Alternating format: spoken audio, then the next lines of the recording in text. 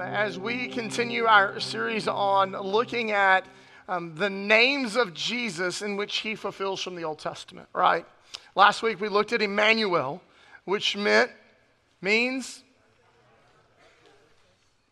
about 40% of you were here, Emmanuel means God with us. And then this week, as we continue to explore the Isaiah chapter 9, verse 6, is that he shall be called what? Wonderful Counselor. In small groups this morning, you looked at that, and we're going to continue that this morning as we look at a passage in John chapter 5, which is not a passage that you typically look at and go, that's a Christmas passage. Okay, but that's okay, because I want us to see that as Jesus went about life, he was fulfilling what the Old Testament said about him, being the wonderful counselor. And so as we jump in this morning, I want you to ask yourself a question. And the question is this: what do you think is your greatest need? What do you think is your greatest need? I think sometimes we in our life, we're at maybe this circumstance in our life, and we say, this is my greatest need. Maybe that's a tough time financially, and your greatest need is for the bank account to be X, Y, Z, and then you would be okay, right? Or maybe there's a time in your life where circumstances have been such, but that your greatest need is physical healing. And we say, man, that's my greatest need. Or maybe we've reached a time in our life where we say, man, my greatest need is just for my kids to follow Jesus. Like, I just want them to follow Jesus. And that's our greatest need. I think throughout life that circumstances present things to us in which we say, this is my greatest need. But the reality of it is that your greatest need and my greatest need is the need for a Savior. Because there's nothing that you and I can do to save ourselves because of the sin that we have in our lives. And so yes, throughout life, there's different circumstances that contribute to our mentality to say, this is my greatest need. But reality is, and the truth of it is that your greatest need is that you're in need of a Savior.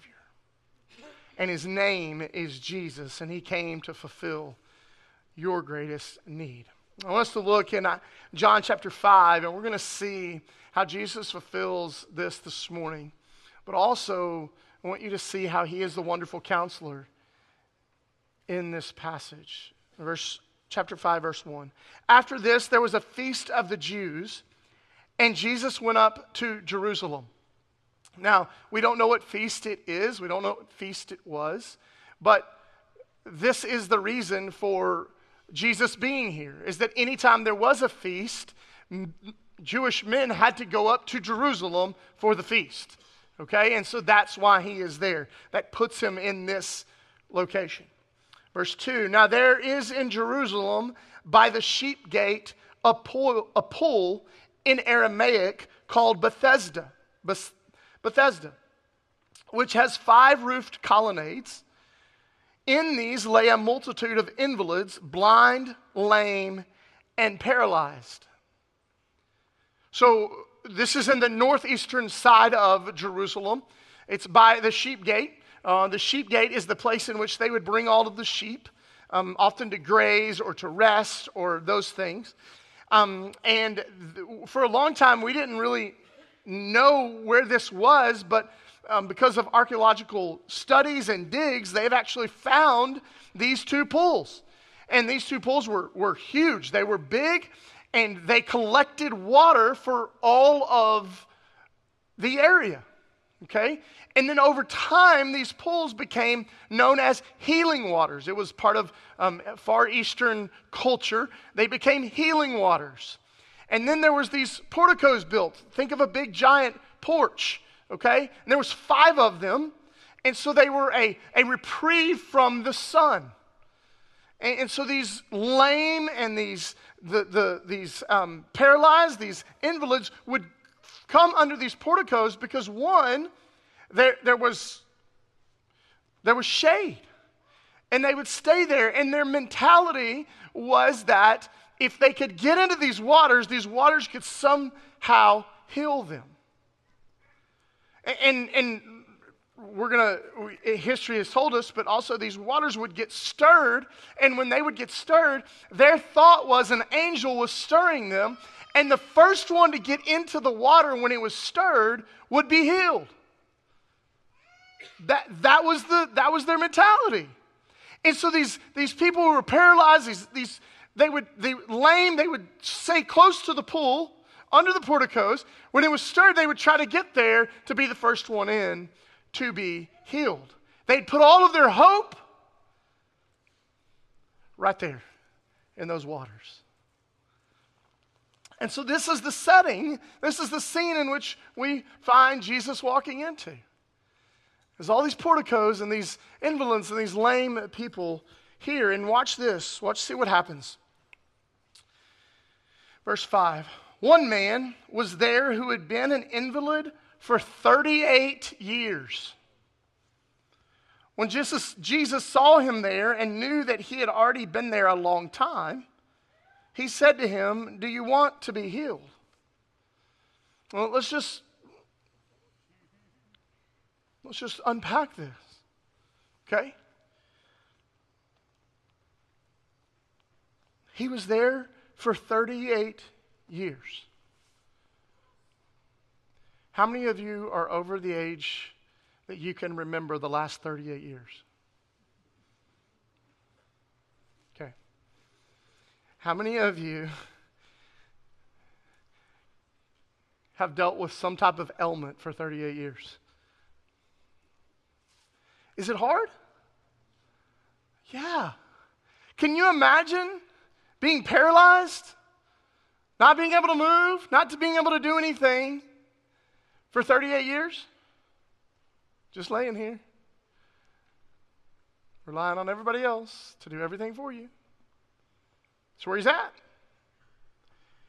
Do you think in that there's hopelessness? Do you think in that there's discouragement? Do you think in that there is isolation? Yeah, there is. But what I want you to see here is verse 6. When Jesus saw him lying there and knew that he had already been there a long time. See, when you're paralyzed for 38 years, guess what normal people stop seeing? That you're paralyzed. Guess what normal people stop seeing? That you're in need. Because they've just seen it. But the way that we see Jesus as wonderful counselor is this. First point. The wonderful counselor sees us fully. Because Jesus walks in and sees him and knows everything about him already. Come on, church. He sees him. And listen to me, he sees you. He knows where you are. He sees your discouragement. He sees your isolation. He sees your hopelessness. He sees your loneliness. That's who he is. He sees it all. So my wife is a counselor, many of you know, and a wise and good counselor, the first thing that they do whenever you sign up to go into counseling is they give you an intake form. And in that intake form, there's bio, psych, and social history that you have to fill out. And the reason that they do that is because a wise counselor wants to know the full picture. They don't want to know that, oh, you're just handicapped, or oh, that you're just paralyzed, or oh, that you just deal with this. They want to see the whole picture. They want to know your family background. They want to know the things you struggled with. They want to know the big, huge picture, your social status, where are you in life. They do that intake form. Why? so that they can see the full picture and not just deal with the symptom that you have. Right? And so here Jesus, as the wonderful counselor, fulfilling for this man, he comes in and he sees him fully. For all of him. The thing is that this man has literally been laying there for 38 years. And other people have just walked by him over and over and over and over again. But Jesus, as the wonderful counselor, he sees us fully. Listen to me this morning. You don't have to explain yourself to Jesus. He already knows you. He already knows you and he sees you fully because he is the wonderful counselor. But watch what else he does. He says this. He said to him at the end of verse 6, "Do you want to be healed? Do you want to be healed?" The sick man answered him, "Sir, I have no one to put me into the pool when the water is stirred up, and while I'm going, another steps down before him." This is not meant to be a harsh question or an ugly question. It's meant to be an exposing question. Do you want to be healed? And interestingly enough, the man doesn't answer the question, does he? I don't have anybody. And every time, if I do, somebody goes in before me. He doesn't answer the question. But Jesus, because he is the wonderful counselor, asks a transformative question. Do you want to be healed? He gets at the heart of it. Because listen, church, we're all a little bit prone to get comfortable in our dysfunction. We're all a little bit prone to get comfortable in the chaos. We're all a little bit prone to kind of revel in the drama. Aren't we?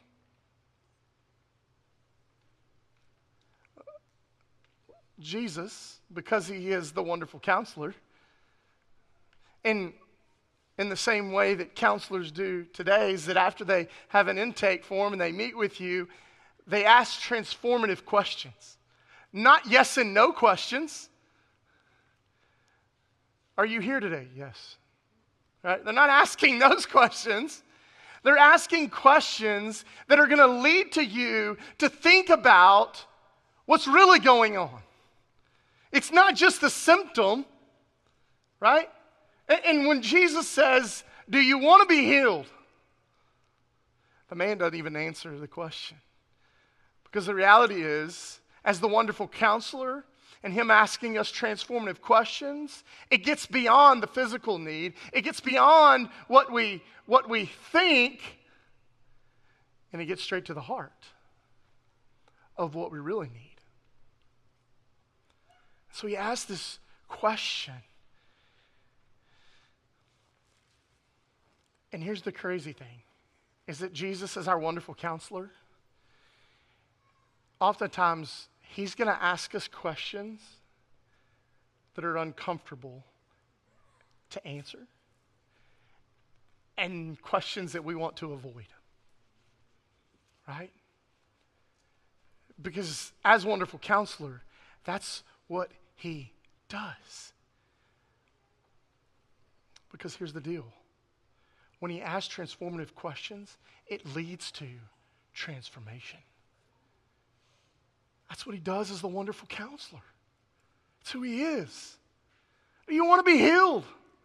Oh, there's nobody. How many of us have ever done that? We're asked a hard question, and we immediately, we call this deflecting. I'm really good at it, my wife says. But listen, when these questions are asked, then we say, "Oh, but you know what Jay did?" Right? It's not my fault. Right? That's what we do, don't we? But transformative questions cause us to sit back and go, okay, wait a minute. What's really going on in my life? What's more importantly going on in my heart? So the second point was that wonderful counselor speaks to our real need. And then the third point is this, is that the wonderful counselor leads us into wholeness. Watch this, verse 8. It's so cool.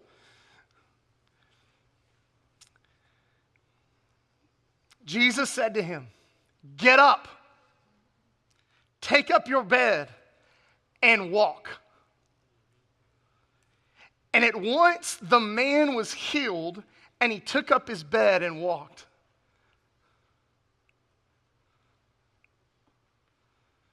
But there's beauty found in what Jesus says to him. It's not just, oh yeah, he got up and told him to get up and take his bed and walk. No, because here's the deal. Jesus, as the wonderful counselor, is doing some things here. First of all, let's just talk about it. He says, get up. Get up. Get up.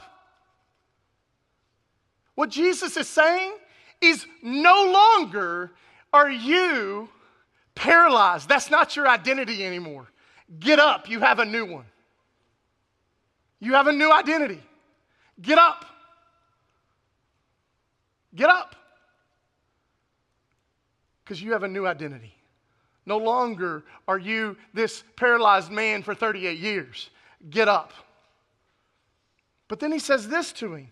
He says, take up your bed. Take up your bed.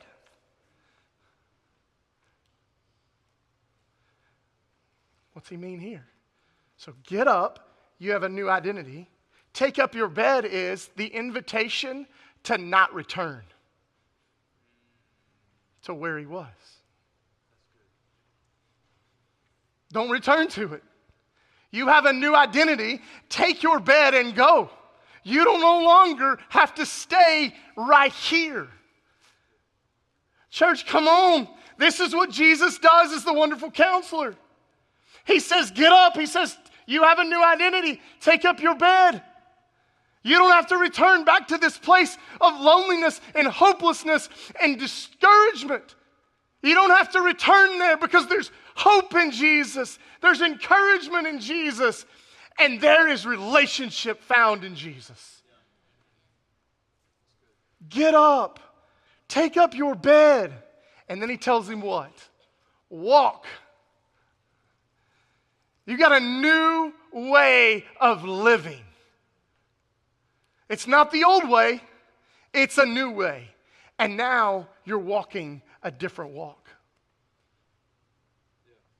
Get up. Take up your bed. And walk.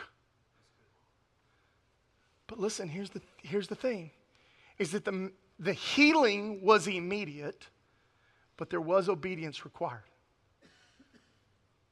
Right? Jesus said, get up, take up your bed and walk, and he could have laid there, right? Not believing, not trusting, but there was obedience required.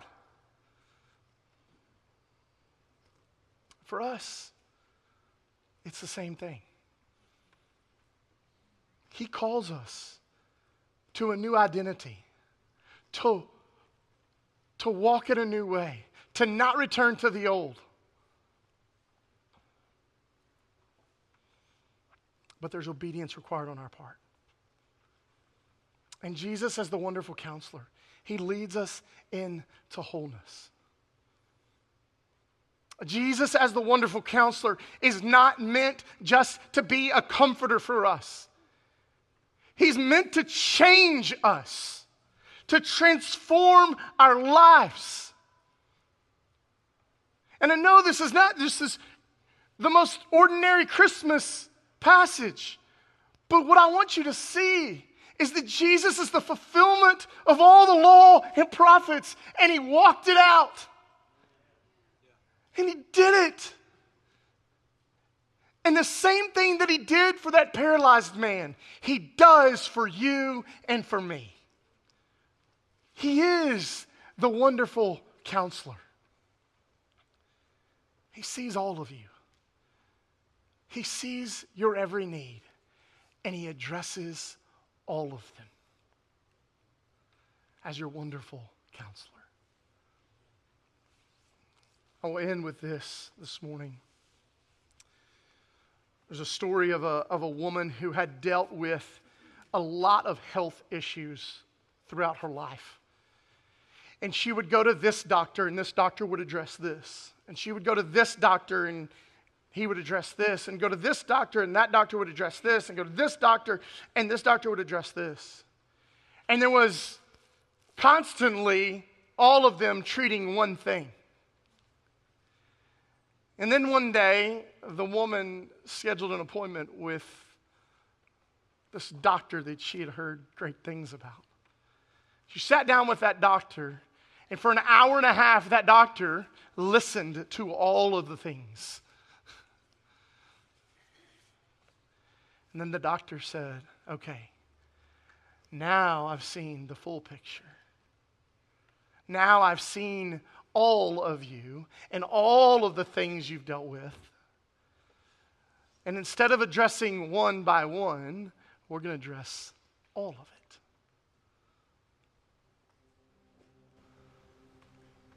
That young lady then moved on to become healthier than she's ever been before. Why? Because that doctor saw her fully for who she was and all the things she walked through and treated wholly. That's what Jesus does for you and for me as the wonderful counselor.